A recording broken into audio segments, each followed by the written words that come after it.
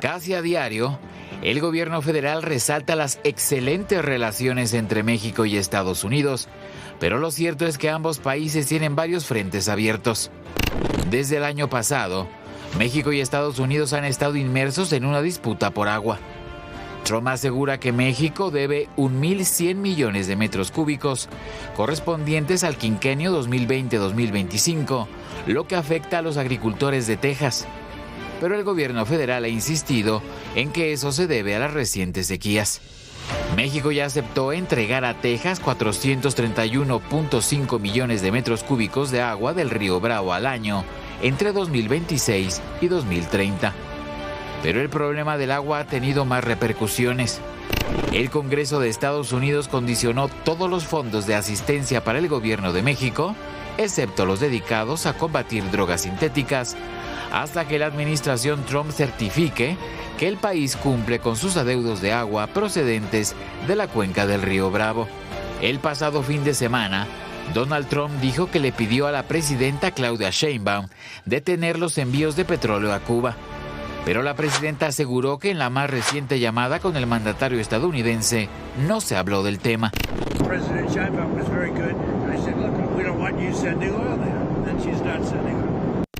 De todas formas, la presidenta Sheinbaum anunció que México buscará distintas alternativas para enviar ayuda humanitaria a Cuba. Según el gobierno estadounidense, su ejército podría atacar por tierra a los cárteles mexicanos de la droga. Por su parte, la jefa del Ejecutivo insiste en que en todo momento defenderá la soberanía nacional. We've knocked out 97% of the drugs coming in by water, and we are going to start now hitting land with regard to the cartels. The cartels are running Mexico. Pero tal vez el mayor desafío en el que este año se verán envueltos México y Estados Unidos sea la revisión del TEMEC. La presidenta Sheinbaum y el secretario de Economía, Marcelo Ebrard, se muestran optimistas al respecto, pero si al final el tratado comercial se interrumpe o se cambia por otro menos favorable para nuestro país, la economía mexicana podría resultar seriamente dañada. Víctor Núñez, ADN Noticias. Bueno, son un montón los frentes que están abiertos y también un montón las concesiones que ha hecho el gobierno de México a su contraparte en Estados Unidos. Lo que pide Donald Trump se le entrega, se le envía. Gerardo Laviaga, qué gusto, Gerardo, ¿cómo estás? Manuel, encantado de estar contigo y con el auditorio, como siempre. Muy buenas noches, Roberto Gil Suárez. Roberto, muy buenas noches. Muy buenas noches, Marco Antonio Avilés, ¿cómo estás? Muchas gracias por la invitación, buenas noches. Gracias, muy buenas noches. A ver, son un montón de frentes, Roberto, los que están ahí, comercio, por supuesto el tema de migración, la Guardia Nacional enviada, ahora el asunto de aguas, el envío criminal. ¿Por dónde arranca? Porque lo que piden parece que se les entrega, se les otorga. Yo creo que todo, más bien la agenda que ha impuesto Donald Trump, el gobierno, por llevar la fiesta en paz, la ha concedido. Y tiene cierto sentido estratégico, no veo ninguna necesidad de rivalizar, tampoco veo ninguna necesidad de estar ocultando lo inocultable. ¿De qué sirve hablar en la mañanera de soberanía, integridad territorial, de que no nos vamos a dejar, que México negocia de tú a tú frente a Estados Unidos, si debajo de la mesa se conceden todo el tiempo tramos de esa soberanía, tramos de las decisiones que corresponden a nuestro país y que también implican por lo menos excepciones a la legalidad interna? El caso de los 90 y tantos, 92 personas que estaban bajo un proceso, entiendo, de naturaleza jurídica, penal en México, que fueron literalmente desterrados de México, que no se siguieron los procedimientos de extradición, que requieren no solamente la solicitud de un Estado, sino también una serie de procesos para la autorización, que pasa incluso por autorización judicial.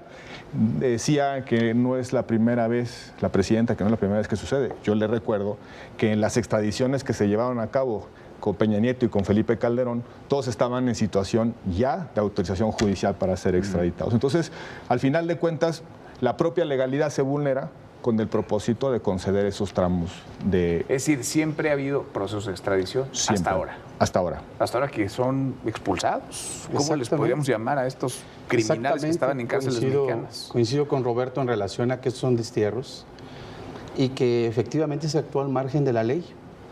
No existió el cumplimiento al tratado de extradición Y ello evidentemente emerita el tema que se está comentando, el tema de violación a la soberanía nacional. Se está sometiendo la voluntad jurídica también de personas que estaban legalmente en México procesadas, algunos de ellos sentenciados y además sin ese procedimiento, que algunos lo tenían en trámite, que no se les respetó, y otros que ni siquiera lo tenían y que aún así fueron entregados, dice el gobierno, transferidos, pero sobre todo, y hay que decirlo como es, fueron desterrados de este país porque están allá sin esa garantía, esa observancia de sus derechos humanos por parte del Estado mexicano, de que allá se les pueden respetar. La única garantía que han dicho, les otorgaron, es que no habrá pena de muerte para ellos, ¿no? Que no se va a solicitar la pena de muerte para ellos. Exactamente, y eso se dijo hasta la segunda entrega. En la primera entrega no hubo ninguna mención de alguna garantía para ellos. ¿Qué tan legal e ilegal es esto? Bueno, entre los abogados discutimos qué fue y nos queda clarísimo que no fue extradición. Porque la extradición dice, bueno, hay una ley de extradición internacional de la época de Echeverría de 75 que dice el proceso para extraditar tiene que venir una solicitud, se le manda a Relaciones Exteriores lo consulta con la Fiscalía General de la República, la Fiscalía ve si no hay una doble incriminación, es decir, que sea delito aquí y que sea delito allá, se lo manda al juez y el juez dice es extraditable. Pero la extradición es un acto eminentemente administrativo que exige la presencia de un juez.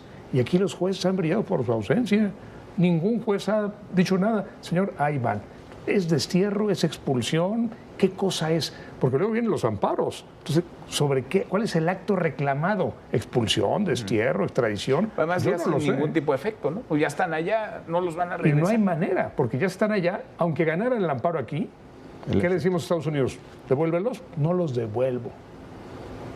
Y si los vienes por algo. Yo sobre eso sí tendría un tema, en el sentido de que el Estado mexicano sí puede todavía hacer algo, siempre y cuando sea el Poder Judicial el que inste esa situación. ¿Por qué? Porque si bien es cierto, los jueces no pueden obligar a autoridades extranjeras, sí pueden obligar al Estado mexicano a que de principio garantice la asistencia consular de esas personas expulsadas, en principio. Y seguidamente de ello, en caso de advertir violaciones a derechos humanos allá, ¿no?, que estén contempladas tanto en la Constitución como en los tratados internacionales o en los tratados internacionales como la Convención Americana o el propio Tratado de Extradición, entonces el Estado mexicano sí puede intervenir en Estados Unidos por las vías diplomáticas o incluso jurídicas que se permitan allá para efecto de determinar si es procedente que puedan o no ser regresados. Pero además, eso era antes, ¿no? Porque los envolvieron, les pusieron el moño de regalo y los mandaron como ofrenda. Ahorita en eso está. Y a tiempo será que esta situación puede ocurrir, porque también considero que esto puede ser revisado también en Estados Unidos. Así como allá dejaron al margen de la ley la observancia del Tratado Internacional de Extradición, como aquí se hizo, allá también el gobierno americano actuó fuera de ese tratado internacional. Entonces, habría que esperar si también allá existe algún tipo de acción al respecto. Yo creo que hay dos elementos indudables en esta trama. La primera es que el Estado mexicano cede su imperio, el imperio para perseguir y castigar ciertos delitos a unas personas que fueron detenidas en territorio nacional por conductas presumiblemente cometidas contra las leyes mexicanas. Cede ese imperio y se lo concede a una potencia extranjera, a un Estado extranjero, en un procedimiento absolutamente irregular. Te detengo o te tengo recluido aquí y te mando ante un juez distinto. Ahora, a muchos nos da gusto que esos criminales no estén delinquiendo desde las cárceles mexicanas, desde las frágiles cárceles mexicanas. Además, ese fue el reconocimiento, ¿no? Sí. Seguían operando en México y por eso los mandamos. Pero fíjate, nada más es el reconocimiento de que el Estado mexicano es incapaz de cuidar sus propias cárceles. Me llama la atención que, por un lado, el Gabinete de Seguridad, cuando explicó estas expulsiones, destierros, como sea, alegó que se hicieron sobre la base de la Ley de Seguridad Nacional, que fue una decisión del Consejo de Seguridad Nacional. Si uno revisa la Ley de Seguridad Nacional, no hay una sola atribución, facultad, competencia, regla, procedimiento que implique que una persona pueda ser enviada a otro país para efectos de su persecución. Ahora, el otro elemento es, ¿por qué le interesaría a Estados Unidos tener a esos 92 personas? Por la simple y sencilla razón de que son una fuente inagotable de información sobre cómo funciona el crimen organizado en México. Entonces, entonces el Estado mexicano también le cede a Estados Unidos toda esa posible inteligencia de entrevistar, de tener juicios orales, de conocer el entramado logístico, operativo de esas organizaciones. Hoy Estados Unidos tendrá mejor inteligencia de fuente directa que la que pudo haber tenido México con el hecho de perseguir. Déjame abordar sobre lo que dice Roberto. Dos elementos. Primero, platiqué con algunos expertos en seguridad nacional y dijeron, es lo mejor que nos ha pasado. Yo sé que a ti, Gerardo, que eres abogado, te va a parecer horrible, pero qué bueno que se los llevaron, porque desde aquí estaban haciendo un daño enorme. Bendito sea Dios que se los llevaron. Eso no lo dice el abogado, lo dice el experto en seguridad nacional. Me lo dijeron a mí. Y segundo tema, antes lo que más miedo le daba a una persona de estas era que se lo llevaran allá, porque allá se acababa su carrera. Hoy ya no. Hoy da la información y lo dejan salir. Ovidio está libre ya. Y dicen que ya muchos están libres, le sacan la información y lo sacan. Dicen, eso le dieron 5 años. Eso le va a pasar a Maduro. Lo van a rasurar, lo van a cambiar, lo van a llevar a la isla de Mauricio y con toda la información que les da es suficiente. Digo, eso dicen. Pero fíjate, la renuncia del Estado mexicano, por lo menos a investigar, ¿no? A llevar, digamos, un proceso o las garantías que tendría que tener cualquiera, sea o no declarado ya culpable, de tener un juicio en tu país. Yo me acuerdo cuando el caso de Ismael Mayo Zambada puso el grito en el cielo a Andrés Manuel López Obrador. Y pidieron incluso, bueno, a ver, hay que traerlo de vuelta porque lo entregaron, se lo llevaron, lo secuestraron, lo trasladaron contra su voluntad. ¿Qué pasó? No nos hemos enterado del todo, salvo por las cartas del propio Mayo Zambada. Pero en este caso es el Estado mexicano tomando la decisión de trasladar a 92 personas. Y de propiamente reconocer que lejos de la justificación que dan, como dice en la Ley de Seguridad Nacional, de fortalecer instituciones, las está debilitando. Y también hay otra justificación importante, la Convención de Palermo, que combate la delincuencia organizada transnacional. Esa ley habla del fortalecimiento del Estado de Derecho de los estados que la suscriben. Y con esto México, desde luego, debilita ese Estado de Derecho porque debió actuar en consecuencia, primero, fortaleciendo, haciendo política en ese sentido, y no lo hizo.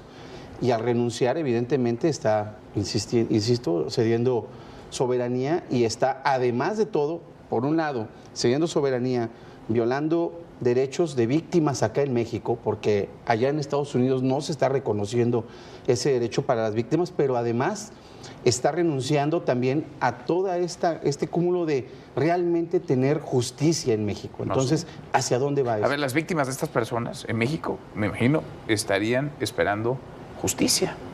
Pues se van a quedar esperando. Sin duda, y sobre todo porque no hay ninguna garantía de que esas personas enfrenten la justicia mexicana. Muchos de ellos se van a acoger a mecanismos de colaboración muy beneficiosos para ellos.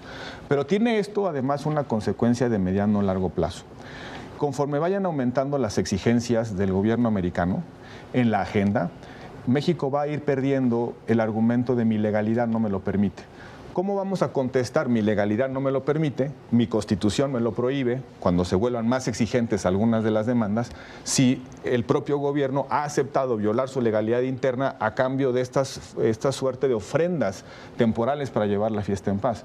Cuando un país deja de tener el argumento de su legalidad interna como una contraposición a una demanda bilateral, a una exigencia externa, al final de cuentas se queda sin la posibilidad de contener el apetito de ganar terreno por la vía de la presión. Creo que esa es la consecuencia de mediano o largo plazo que va a tener ¿Cuáles son tus fronteras, no? ¿Dónde están tus límites? Ni modo que ahora diga, oiga, pues me mandaste en 92, ¿por qué no mándame a 150 más? Sí. Bueno, es que mi legalidad no me lo permite, pero ¿cómo si te lo permitió en la primera tanda? ¿Sí me explico?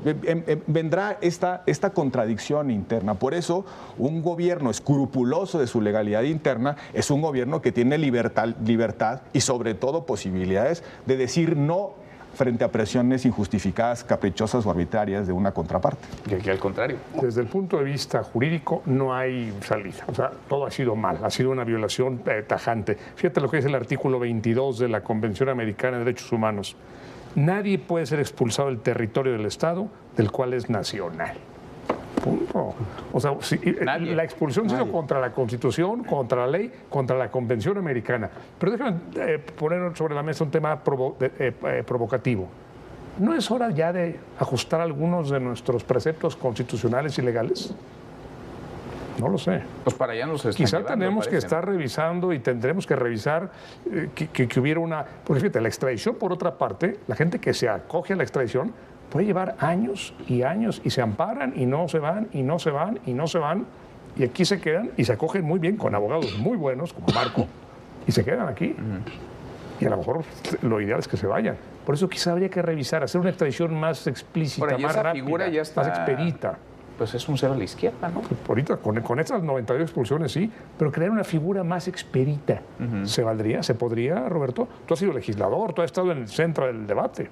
Yo creo que siempre se pueden revisar estos esquemas. Mi preocupación es justamente que en lugar de hacer una reflexión, si la figura está impidiendo una colaboración más estricta, pues por la vía de los hechos se trastornan los derechos.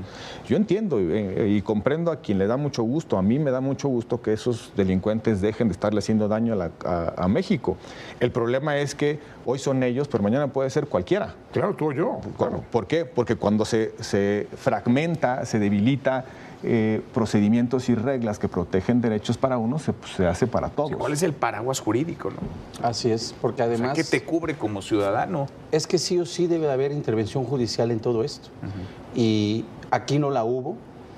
Deberían tal vez de revisarse los procedimientos, pero para este caso debe de hacerse un ejercicio, hablamos, de ponderación de derechos entre lo que se quiere con lo que debe de respetarse. Porque si no también se puede caer en otras arbitrariedades. Entonces debe de haber un justo medio sobre estos procedimientos, pero siempre debe de haber una intervención judicial, porque ese debe de ser el control precisamente de las autoridades administrativas que están llevando a cabo estos destierros. Pues sí, complicado, ¿no? Yo no me imagino a los gobiernos de Estados Unidos mandando personas para acá, así nomás porque se les ocurrió, se les pedimos. Pero siguiendo la provocación de Gerardo, surge de nueva cuenta, pues, no que para eso querían reformar el Poder Judicial, Sí. precisamente para que no hubiese obstaculizaciones formales, artificiosas, etcétera.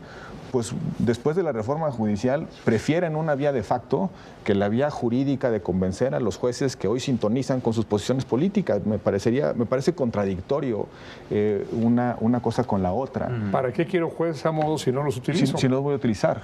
Supuestamente los jueces de carrera judicial eran los obstáculos de muchas cosas que le interesaban al gobierno. Cambias al Poder Judicial, expulsas a la carrera judicial, pones a jueces del acordeón y luego a esos jueces no les tocas la puerta para obtener un resultado que te interesa en función del debido proceso, pues simplemente no cuadran las Porque ese era el argumento alguno, ¿no? A ver, los mandan porque aquí los van a dejar ir. Entonces, ni reformas la institución para mejorarla, ni tampoco utilizas las nuevas instituciones que decías que para eso servían, o que para eso iban a servir. Y ni se respetó el derecho, porque no es una figura contemplada, y además se debilitó propiamente eso que se buscaba, ¿no? Si se buscó fortalecer el Poder Judicial, si se buscó fortalecer la administración penitenciaria, estas acciones evidentemente la debilitaron. No, y a ver, me quedo yo con quienes les pueden haber señalado o las víctimas que pueden haber observado a estas personas como sus verdugos, no sé si en todos los casos o en algunos casos, pero para ellos no habrá un procedimiento, no habrá justicia, no habrá legalidad. En todo caso habrá un acuerdo más allá del Río Bravo, un acuerdo del cual no nos vamos a enterar nosotros, no le van a dar ninguna explicación al gobierno de México y probablemente estas Y personas... así lo hicieron con un notable exsecretario de la Defensa. Lo detienen allá y tienen que haber negociaciones a muy alto nivel para que lo dejen regresar. Pues sí. Así es. Y esa ya es la normalidad, la nueva normalidad. Eso parece ser para este momento la nueva normalidad. Bastará ver en las defensas que podían hacerse tanto aquí con esta situación como allá en Estados Unidos al respecto, ¿no? Porque evidentemente hay garantías o derechos que fueron violados en este momento para estas personas trasladadas, pero como bien dicen, en algún momento pueden ser violadas para cualquier individuo del cual pidan que se lo lleven para allá. Si ya me juzgaste en México por estos delitos y ahora me van a llevar a Estados Unidos a hacerlo, el que si me van a reinsertar o me van a tener allá castigado en un pozo de plano, si me van a acusar únicamente por los hechos que conozco aquí en México o llegando a Estados Unidos, se va a ampliar todo ese catálogo de delitos, aquí, ¿no? O de las condenas aquí, ¿qué hay de eso? Y quizá esto sea la prueba de algo más complejo, y es que no hay una posición simétrica en la relación con Estados Unidos. Por más que la presidenta se empeñe en decir que estamos negociando de manera muy, digamos, precisa, asertiva, que hay una enorme empatía personal entre los dos presidentes, pues lo cierto es que todos los días nos enteramos de nuevas concesiones, todos los días nos enteramos de que la versión que dijeron en la mañanera no es la que tiene por lo menos el presidente Trump, y nuestra legalidad, nuestras instituciones, la certidumbre interna pues se empalidece, para decirlo pronto, y creo que es ahí donde está. Y queda muy debilitado, ¿no? El Estado mexicano, las instituciones mexicanas. Roberto, gracias. Muchas gracias, Marco Antonio, muchas gracias. Muchas gracias. Gerardo, qué gusto y gracias. Manuel. Muchas gracias, hasta mañana. Pásala muy bien.